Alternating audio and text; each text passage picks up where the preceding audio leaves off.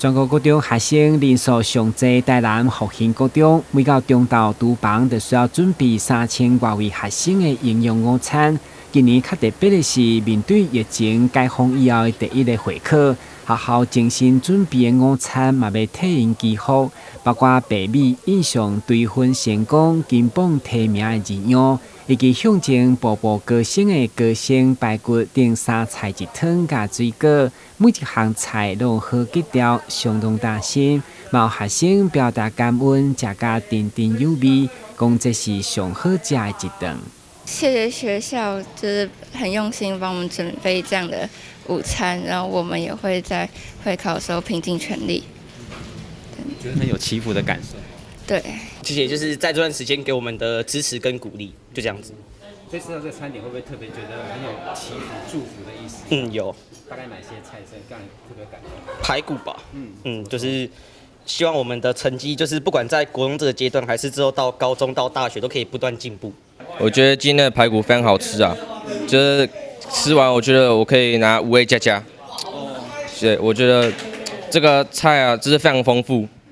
对，然后我觉得我吃了之后成绩会非常好，谢谢。就跟平常感受不太一样。对，因为其实今天我觉得特别好吃。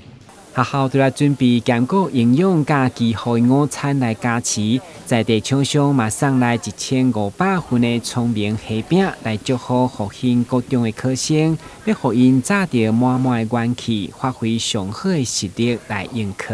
学校就是为了表达全校师生对于3年级会考的一个祝福所以我们有别于以往就是包高粽之外那我们还有就是祭孔的祈福那也有到南圣宫呢去做一个文昌帝君的祈福那也准备了很多祈福的小东西例如就是神永牛奶糖生永牛奶糖，我们取这个谐音叫做神永。希望学生都能够在会考的时候表现非常的神勇。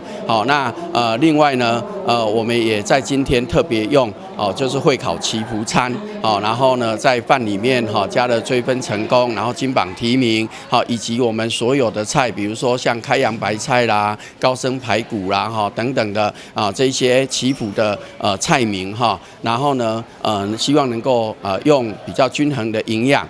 来祝福我们所有的3年级的同学。追分成功，金榜题名，复兴国中加油！台南新闻军籍林银根采访报道。